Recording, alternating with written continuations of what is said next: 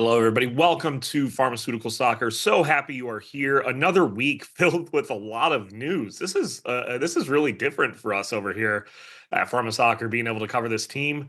It's exactly what January is like, I guess, huh? Is it really that different to do a show and then have the show immediately undercut by a lot of news? Because that seems fairly normal for this show. It does seem like it, but like this year normally, right? We have like all the news stories released on Tuesday or Wednesday. Now they're kind of coming early. Now they're kind of interfering with weekends a little bit on what's going on. I know it's interfered with Valaire's weekend. Um, yeah, they are interfering. I mean, the one good thing here is that there was a story that just went live from the club right before we recorded pretty much. So a player signing happened before we recorded for once. I thought that was a nice change of pace. Yeah. Yeah. Very nice change Um, of pace. How's your weekend, Clay? It was great. It was my birthday. So Happy birthday, Clay!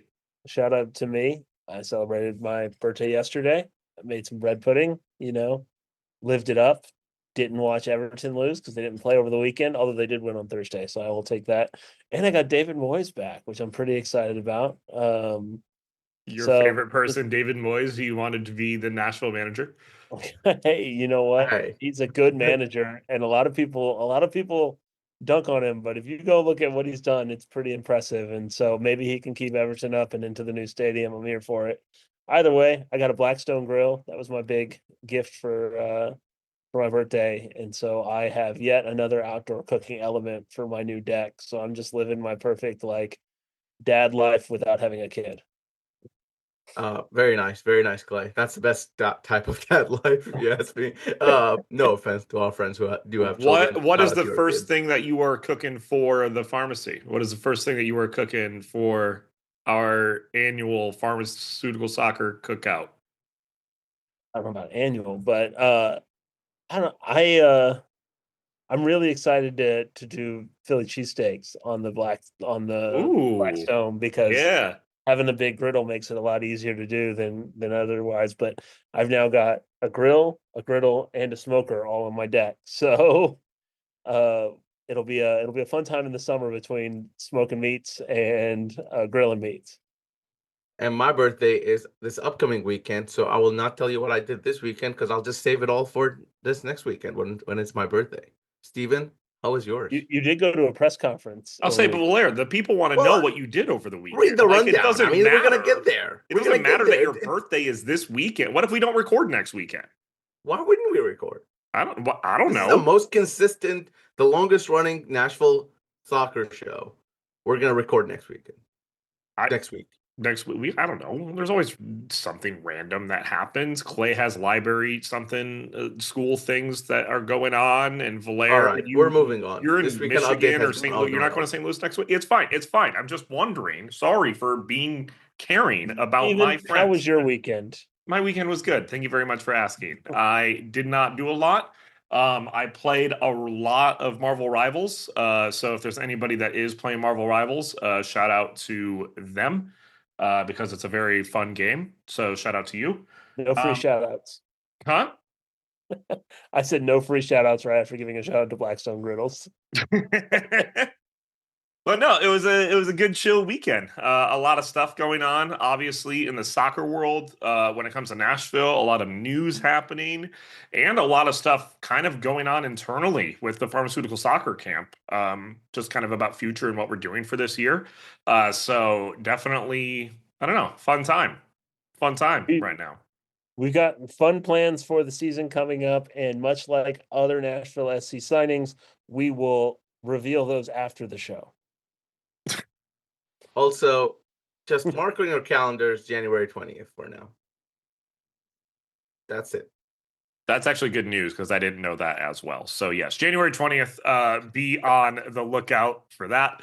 I appreciate when news is known to me based on being on this show. I should probably pay attention to more things as I'm starting to notice, as I noticed over the weekend.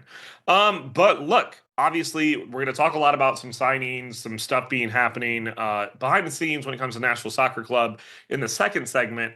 Um, but one thing I know Valera was kind of busy with over the weekend, um, it was the start of preseason, which we did get our preseason schedule announcement where the team is going to be for preseason.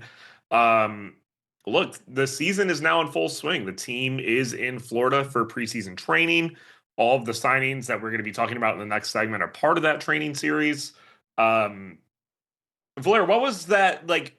Just from that experience, did it seem a little bit different around the camp this year from the national perspective when it came to just the preseason vibes themselves? Like, what was the press conference like? I mean, this is the first BJ Callaghan preseason in comparison to a Gary Smith one. So, what was that like Right. for you, kind of over the weekend? So I'll say this, we didn't get a chance to see players train or anything along those lines because they didn't train. So they reported on Saturday for their medical and sort of like check-in type of thing, and then Sunday they reported to fly out to Florida. So we didn't really get a chance to see players train or like what sort of groupings there are or anything like that. We did obviously have the press conference, which I think we'll talk about and talk about how BJ kind of presented himself. But I want to go through the preseason real quick, the schedule, just so everyone's on the same page. So their first preseason game is on Saturday, January 18th, against the U.S. Men's Youth National Team, the under 20s specifically, and that's in Florida. They'll play another game in Florida Friday, January 24th, against Charlotte FC of Major League Soccer. Both those games are either in the morning or in the afternoon. Chances are they will not be broadcasted. And chances are you'll just get the updates from Twitter like it's always been. This preseason is fairly similar to the preseason they did last year as well. And then they will come back to Nashville after that Charlotte game on Saturday, February 1st. They'll play in Lexington SC, who are currently in the USL Championship after being uh, promoted is a strong word. They finished last in League One and then got somehow in the championship because why would anything make sense in American soccer? But Lexington SC, who I believe one Cameron Lancaster plays for, but I have to double check on that. And that game is at Geodis Park here in Nashville at 2 p.m. Last year they did open it to season ticket members, if I'm remembering correctly, and to media. We don't have information like that, but I would assume there'll be something along those lines there as well. And then they will go back to Florida after that 1 week and play 3 more games against Columbus, DC United, and Austin, February 8th, 12th, and 15th. And sorry, the last game in Austin is in Austin, and that'll be that Saturday, February 15th. And I think they do that just so there is like a sense of traveling for the team, so that there's back home for a little bit, then you go away a little bit, and that way it gets you in the mood of an actual season. All in all, I think other than the Geodis Park game against Lexington on Saturday, February 1st, I don't think you'll have a chance to see any of these games. So if they allow fans for the Lexington game, I would recommend it if you are trying to see Nashville SC play in preseason. Also, a fun Lexington name last season as Oddly Oddie played for them. So, old friend alert. There you go. And I think they signed someone this year who has Nashville connection, and I can't remember who it was, but maybe I'm just thinking of the Cameron Lancaster thing. So we'll we'll keep you updated on the Lexington Nashville connection. We'll do that next, right here. No, I did find it. I found the interesting one, the Austin FC away. I do like the ability of the fact that the team is kind of making the travel plans, kind of going away to make sure.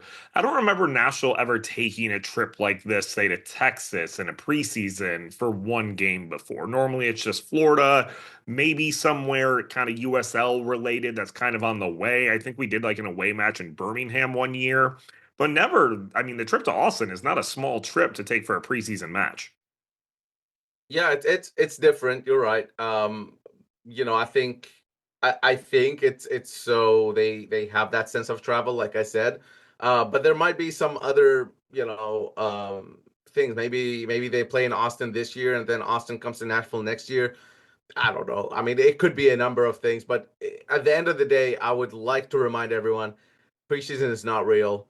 and you're gonna see stuff like trialist get a run. You're gonna see stuff where there's random formations and random way of saying. But Steven, going back to something you said, this is BJ Callahan's first preseason, and talking to him on Sunday, as well as talking to him right after the last season, he was really excited to have a preseason with these players. His his philosophy and his way of playing is not necessarily complex, but it does require a higher level of understanding the game, understanding your role within the game. And those moments, the preseason is the time you do that. He's had to do it mid of the season in 2024, and this is kind of his moment to instill these things without having really that much pressure of like, if you lose, you're actually losing in the regular season. And I think it's also important to remember, like, I know that at times I can come off maybe a little bit more skeptical than Callahan than the average skeptical of Callahan than the average fan. And I don't think that that's entirely true. I think it's a lot of things that we haven't seen from Callahan yet. And this is another thing that we haven't seen because obviously he came in midseason for NSC, but he also like was an interim coach on the national team level too. Like this is the first time really going through a preseason since he was with Philly, which also emphasizes playing a certain way and going through things in a certain way. And so I think it's really, really interesting to see. We aren't going to learn anything necessarily from preseason, but I think it would be really interesting to see how the preseason affects the way that this club starts the season. I think one of the things that you could say throughout the club's history is that they aren't exactly fast starters. And so maybe it would be really interesting to see like how does the first month of the season under Callaghan look compared to the first month of the season under Gary Smith. And part and parcel of that is I think that Callaghan has closer to a finished product team than any Nashville manager has had in several years to start the season. Like it always felt like there was work left to be done whenever the season started. And it really does feel like a lot of the hard work, a lot of the heavy load has already happened or is in the process of currently happening. I know that there are certain signings and announcements planned but not done. And it really felt like it was an incomplete product several times over the last few years to start the season. And, barring any injuries, this would be the first time that we've seen one having a full preseason and two having a closer to finished product team. And I say finished product without knowing how the season plays out, to be fair, but like at least as far as we're concerned, a team that would be closer to the finished product than we've seen in previous years. Well, see, and this is why I disagree with the both of you, where I feel like you guys are both saying that we're not really going to learn anything through preseason, yet you described how much we're going to learn specifically through the preseason because this is a roster. This is BJ Callahan's first roster. We're going to learn a lot about specifically where players are playing. I mean, I know BJ loves a 4-3-3. Where does Hani play in that? Is he playing more midfield or is he playing more forward? Like where the starting lineup's going to be. I think it's going to be very interesting from a preseason perspective. I think the most interesting preseason Nashville's had. Point of clarification, we're not going to know most of anything that happens in preseason. I think Callaghan and the NSC staff is going to learn a lot in preseason, but we're not going to be privy to the majority of that. Whatever. What I'm saying is that if you can only get so much from tweets and no, that's my favorite part about the preseason is that it's just speculation to break down where the team is going to finish based on Twitter. It's great. And I did find out what I was thinking about for the NSC connection. It was another Southern team who wears green, but it wasn't Lexington. I was thinking of the Greenville Triumph or signing Ropapa Mensah. So apologies there. I was going to say, I have been on the Lexington SC website for the past 10 minutes of this show, just going through, trying to find out where this connection was. I was looking through the website, but it was more along the lines of, I remember I watched him play in college. I remember seeing him at some point in the last 10 years. I did get happy that there is somebody on this roster named Speedy, which did make me a little bit happy. But anyways, look, there was a busy week for Nashville SC when it comes to signings and player moves. Another busy week, so we'll talk about that. And we'll talk a little bit more about the front office as well, as there's some changes there. And we'll do that next, right here on Pharmaceutical Soccer. And we are right back here on Pharmaceutical Soccer at PharmaSoccer on our Twitter, Facebook, and Instagram.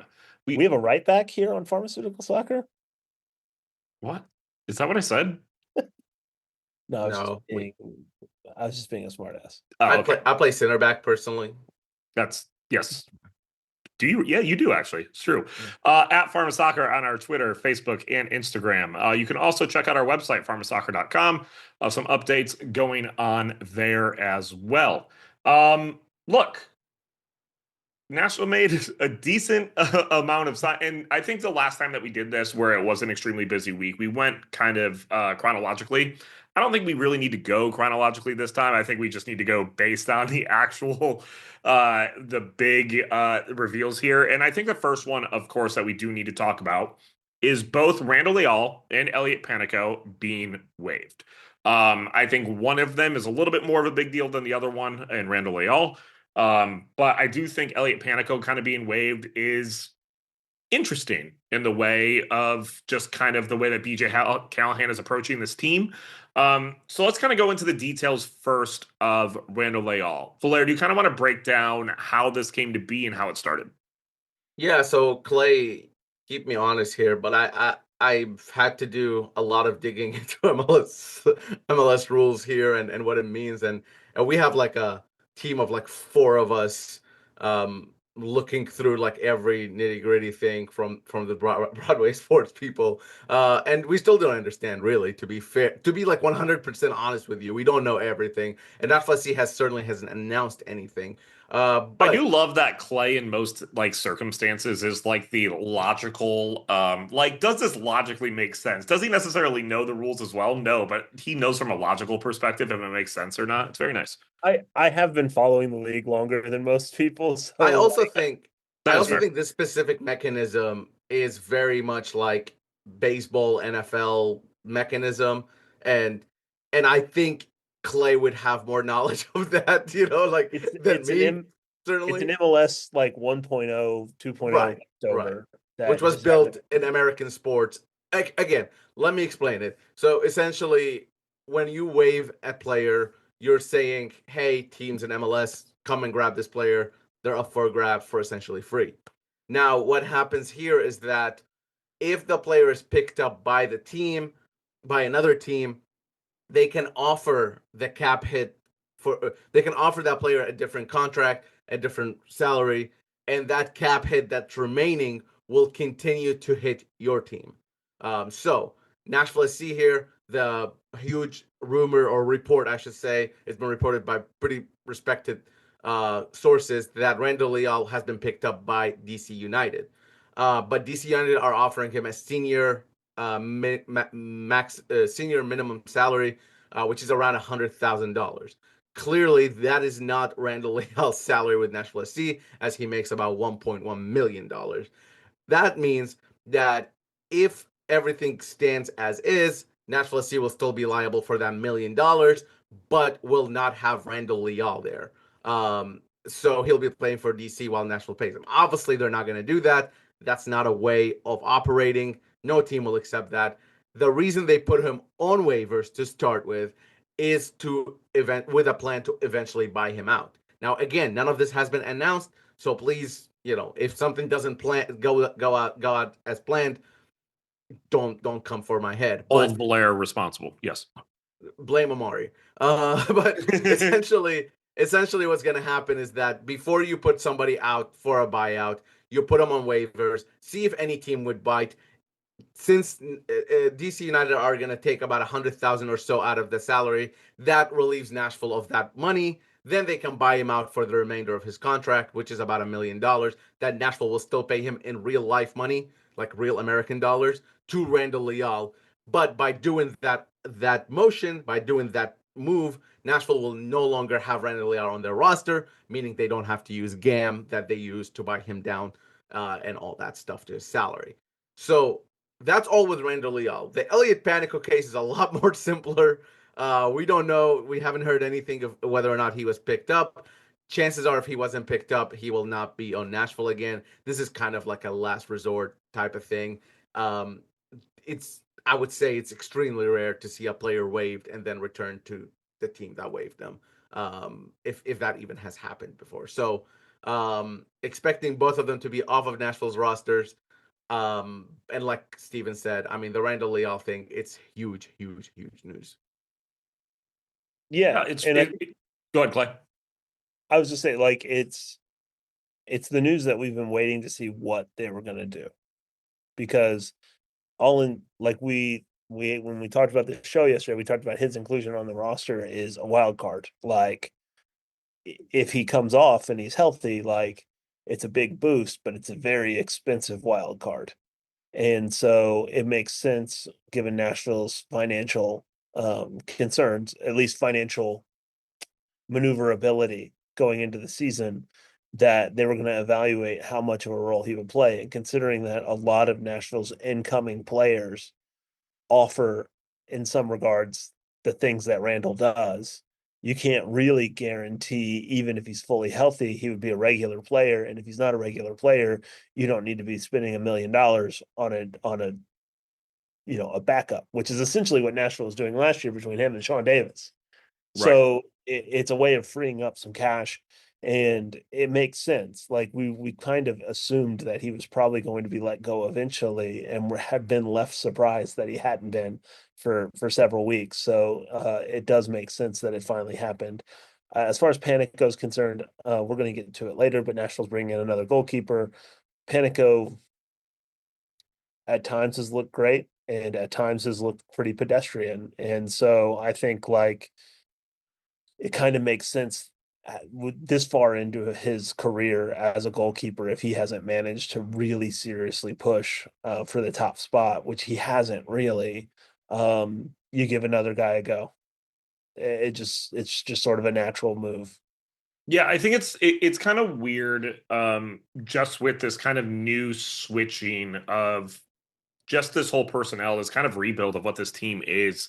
Like, I don't want to forget specifically what Randall Leal or Elliot Panigo have done with this team. Randall Leal is the first goal scorer at Geodis Park. Was both on all three of ours, had some of the best goals for Nashville SC ever in our kind of goal scoring whatever. And Elliot Panico was our goalkeeper throughout our Leagues Cup run. Took a penalty against Messi. Like, it's not like they are players specifically that don't have history here. I think Elliot Panico is a player that is going to be going maybe to a USL Championship squad and succeeding as their starting goalkeeper of some sort. Maybe, finding a new spot as a backup somewhere and getting his ability. Randall Leal going to DC United, I think, is extremely interesting because of the fact that the assistant GM of Nashville SC is now the GM of DC United. So there is a connection between McKay and Randall Leal, where he might have a little bit more faith and an understanding of how Randall Leal works. Where it might be where we knew Nashville SC needed to do something about Randall Leal before the season started. I think this is going to be the best for both parties. And I'm hoping that Randall Leal can continue to do well in his career. And just one last thing on Leal. I mean, if Nashville had the opportunity to keep him on the roster for around the minimum for a senior player, I think they would have. And I think they should have, honestly. I mean, any MLS team should take a flyer on a guy like that for about the minimum senior salary and a year or two contract. It's very low risk, very, very low risk. Potentially high reward, potentially nothing. But what we're talking about, Randall Leal coming in for the price of what Nashville pays for a backup left back or a backup goalkeeper. So I think for DC United, this was an opportunity for them that Nashville just didn't have that. Nashville couldn't have done that because they had signed Leal to a fairly long-term contract to a fairly high level salary. But like you said, Stephen, both of those players have contributed to Nashville SC, and both have been, fan favorites at time, I want to say. And I think both of them, I think both of them actually are originals from 2020. So as that roster is turning, um, the because I think Elliot Panico came in at the same draft as Jack Mayer Draft and pick. I Yeah. think Alistair Johnston. Yeah. So as that roster is turning, there is a little bit of a sad part if you've been following this team for 5 years or more than 5 years, because you're used to these players, right? But there's also excitement in what's to come. Panico, the reason I remember that he was in that draft is because we were talking about him to Jack Mayer on this Oh. show when he called Jack Mayer. That's right. So, but I think honestly, like they've moved on. I think there's much more interesting news is who's coming in. Yeah, absolutely. Flair had his tweet ready to go. The Honduran national coming in for a position of need, and then he wasn't able to send it because it was a different Honduran player that came in. Brian Acosta officially done. Nashville midfielder coming from I don't have Go this ahead. off. I don't have this Go off. ahead. I was No, about to go be off. really Go No, off. impressed. stop it. Stop it. Hold on. I need to think about this without looking it up. Hold on. I know he played for the Dynamo, but he was in Mexico. He did not play for the Dynamo. And he was not in Mexico. What are you talking about? Who are you talking about? Am I talking about Xavier Valdez? Yes, that's a different guy. He's not Honduran. he's also a goalkeeper. I know. Hold on. Okay, please just What are you talking about? who's Brian Acosta? Give me the education. This is why I do this Hey, show. hey, here's a better. Do you want to redeem yourself, Sure. Steven? Who's the last Honduran to play for Nashville SC? I know. I know. I please talk about Brian Acosta while I think about this. For everyone playing at home, do you know? Ask yourself that. If you do know, let us know. Brian Acosta is a player who plays in midfield, who is from Honduras. Correct, Steven. He has stints with the Colorado Rapids, FC Dallas, and a short one in Portland. He's played in Turkey as well and in his native Honduras. 31-year-old professional midfielder. You know, I honestly think, not to kind of like put a damper on this or anything like that, but I don't understand why Nashville would be going for him. But I've been proven wrong. We were all proven wrong by Anibal Godoy in the past. So it could be a depth piece. It could be an additional piece. I think for me to like actually judge this signing is gonna depend on how much of a salary he's taking and what that looks like. Because to me, if Anibal Godoy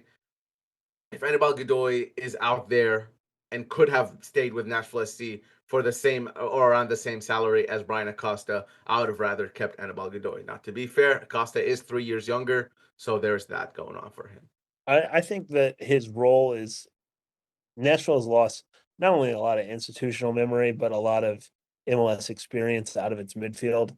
And my gut is that they probably got Brian Acosta fairly cheap. Considering the state of some of the leagues in Central America and the state of sort of MLS and how it's structured and how the Steven is celebrating. Did he look it up and make sure that he was right? No, I think it's Brian McKellis, right? Yes. Yeah, Yay! I think he looked it up.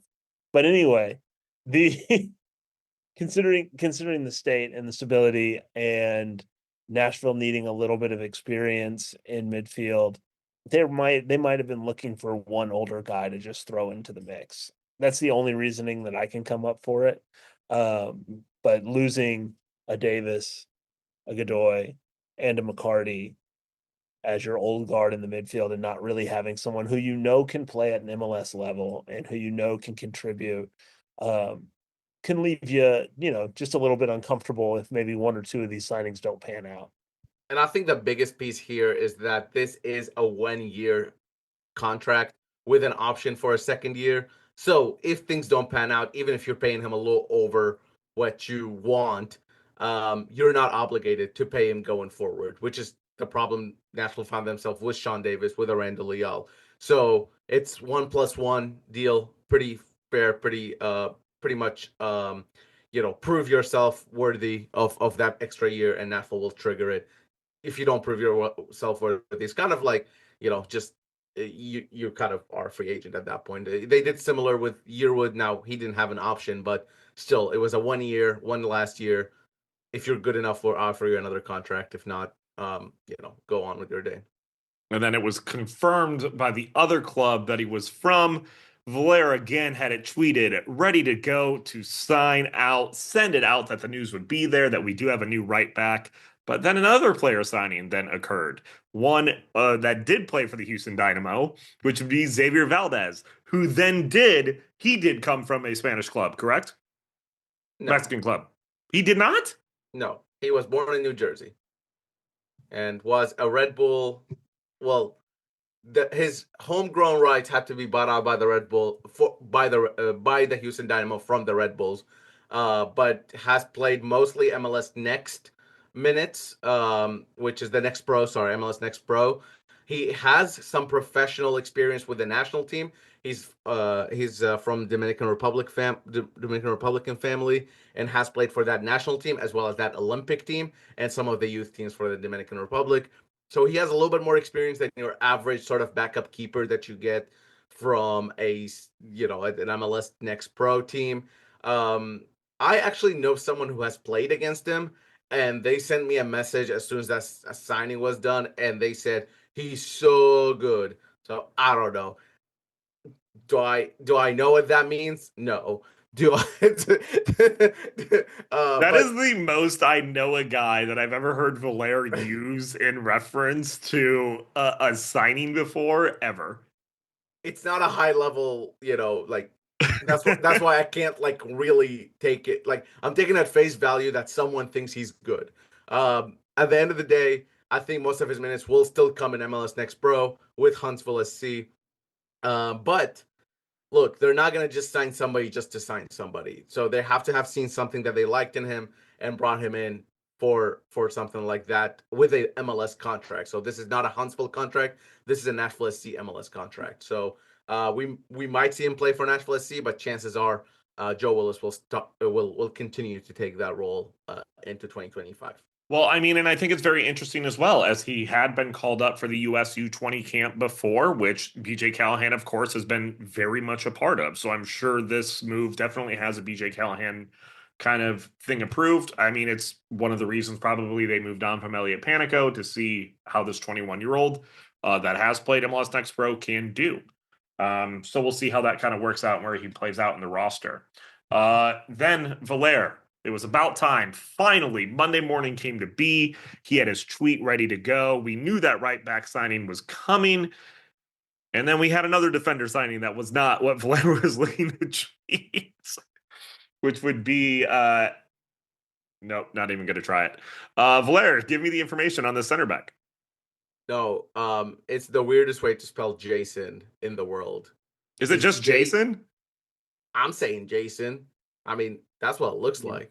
It does look like Jason. Yeah, but wouldn't it be a Jason? That's what I It's Spanish. Like he's from Colombia. So I mean, I don't know. Jason. That's starting to sound like Hassan, which is Arabic. Yeah. Palacios. Anyway, Jason Palacios signs for Nashville SC, Colombian center back who's played most of his minutes in his native Colombia and in Cyprus. He's played for multiple clubs in Colombia. I think this is a depth piece more than anything. I think this is a direct replacement of Lucas McNunn. The last Colombian center back Nashville SC signed was a rather interesting case. So in the 2020 season, let me tell you a little story. Social media account too. Was that? Rather interesting social media account too. Yes, for those following at home. For those following at home, Miguel Nazarit is who we're talking about, who was signed by Nashville SC ahead of their 2020 and first season MLS, did not feature for the club at all, and was loaned out to Colombia for one season, and then loaned out to Colombia for another season, I believe, and then just ended up disappearing without playing a single minute. But the biggest thing about Miguel Nazarit that you need to know is that Nashville SC was paying him $1 million a year to do that. So, I don't know. I thought it was $750, but either way. Sorry, yes. Good for that king, man. He made his bag and got out. Whoever his agent is, please call me. I want to figure out something. I can help you, and you can help me. Please. They had thought that he was the next Iko Para. That is a direct quote. He was not. He was not half of Iko Para even.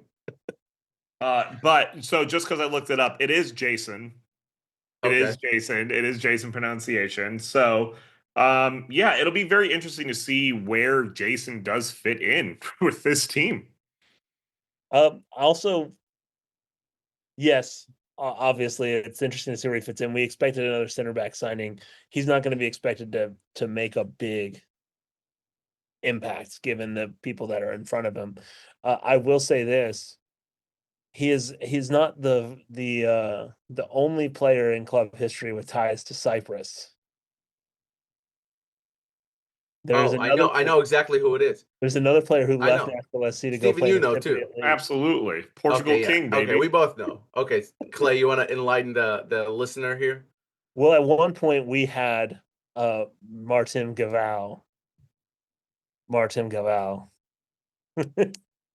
Martin Galbao. He's better than Vidal.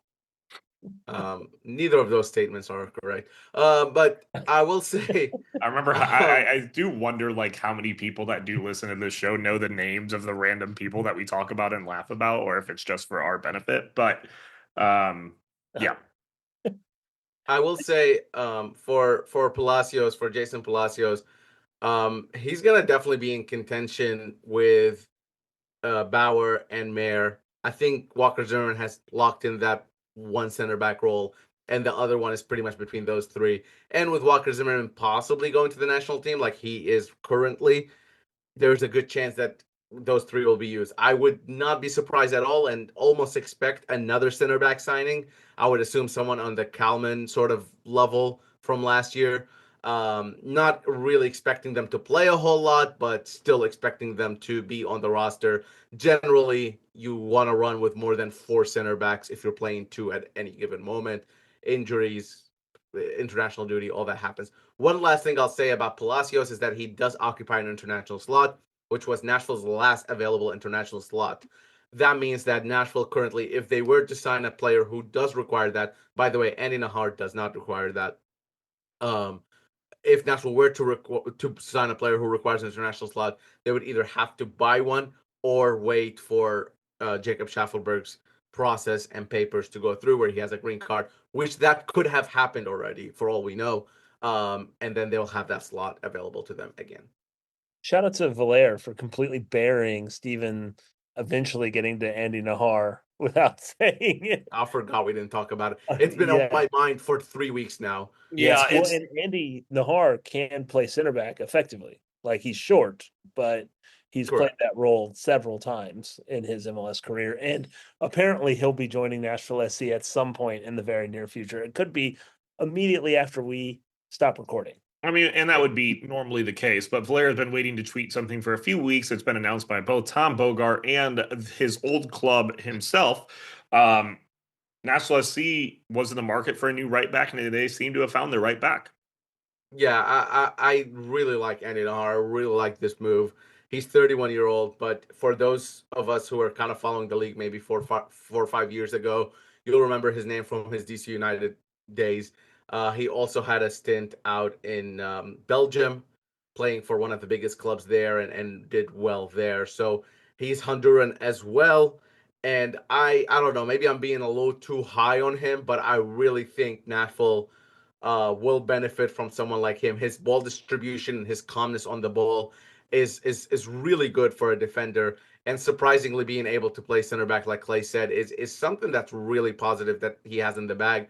But anyone who's seen this player play, I think will be excited to see him come to Nashville. And another thing, like we haven't really talked about, I intimated at it for the Brian Acosta signing. But one of the things that walked out the door so much in the last year, and there's still a lot of it left, is a lot of the Nashville SC team culture left. And you see the signings like an Acosta, like a Nahar. These are guys who are experienced, who have played in the league. And with Nahar specifically, this is a guy that can be an aspirational figure as you're trying to develop your academy graduates. Now, obviously, there's a lot of high hopes for Julian Gaines playing at fullback, but like Nahar is a guy who, honestly, like he was found. I mentioned this the other day, so it's kind of funny that he ended up signing with Nashville SC, but he was essentially found playing high school soccer and found his way into DC's academy in the early days of like the development academy side of things, and became a massively important player for DC as a teenager. Played a long time there, went and played in Europe, was largely successful in Europe, and is now hitting the tail end of his career.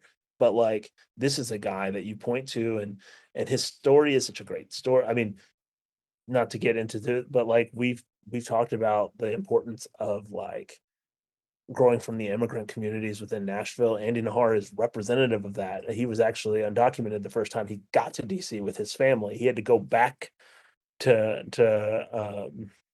his home city to get like paperwork to come back and ultimately get his permanent residency and green card to play for DC United when he was signed professionally. Like there's so many things that he can be representative of, and having that in the squad is also important. Like we don't talk a lot, like a lot of what we talk about with soccer is based on like how much they cost and if they're good enough to play, and that's important.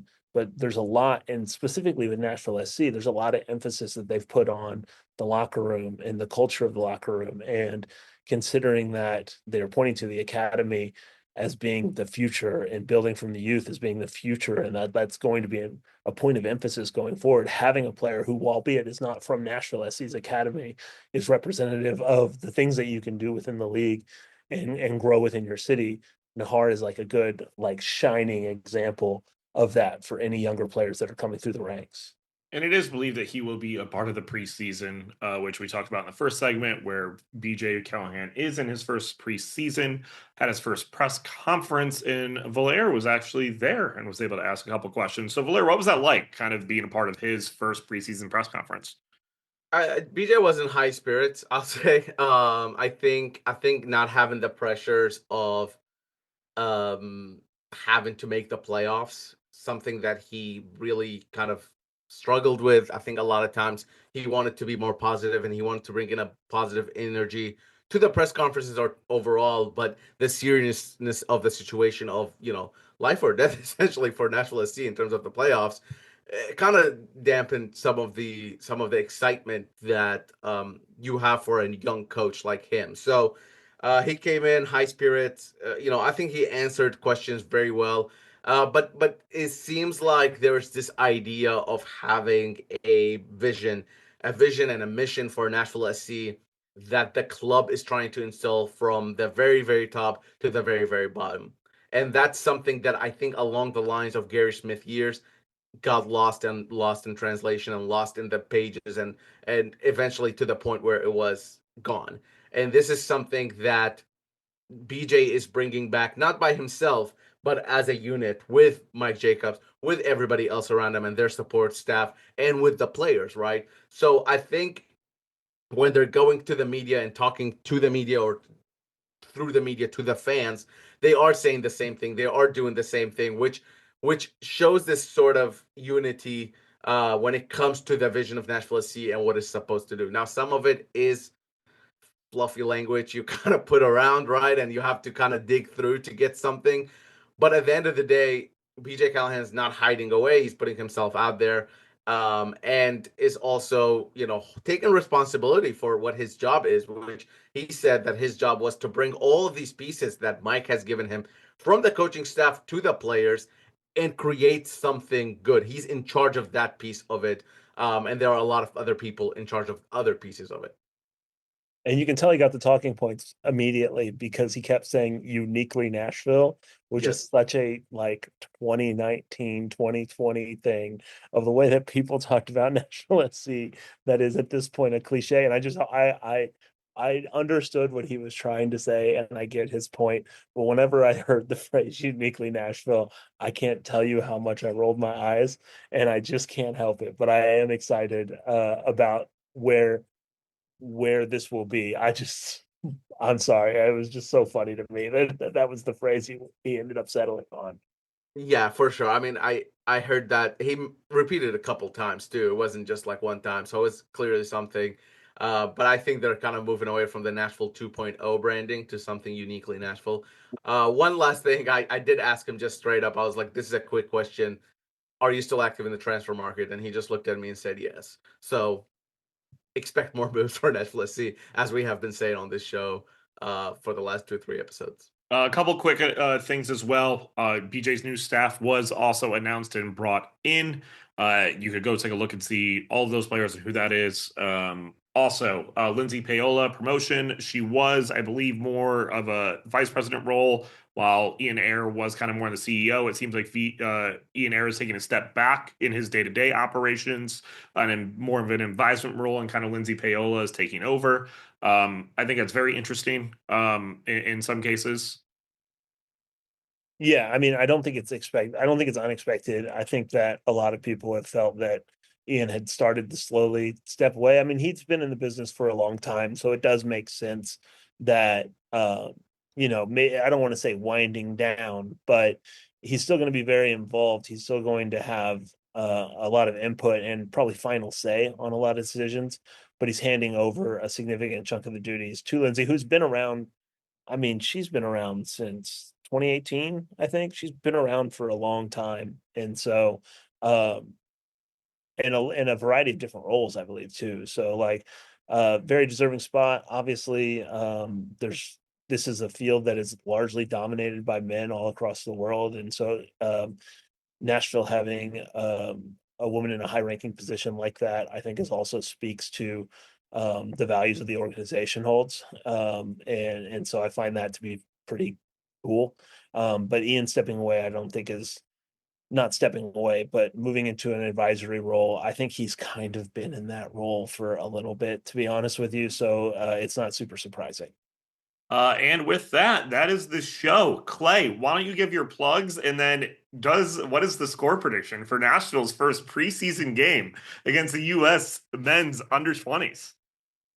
Uh, um, I don't know that we'll get a score, but you can follow me at Clay Lasso on Twitter and Instagram, and you can expect that Nashville will win 5-1. I don't know. I don't know that we're going to get it wouldn't surprise me if we don't get a score result on that. I'll just leave it at that. Well, what is it going to be in your heart? 5-1? In my heart, it will be 6-15. Valère. Wait, Chandler or Steven there to Clay. You can follow me at Valère Shabilla on Twitter, Blue Sky, and Instagram, YouTube, TikTok, all of it. Just go follow me, please. And yeah, remember to set your calendars for. Well, you can't set your calendar. That's a weird thing to do. English is my third language. Deal with it. Last thing I'll say is January 20th. Keep an eye out. And the result for the USMNT U20 versus Nashville SC is going to be 2-2. Even is your prediction going to be 61-5? No. Follow Clay and Valère, and if you want at PHStevenHC, you can follow me.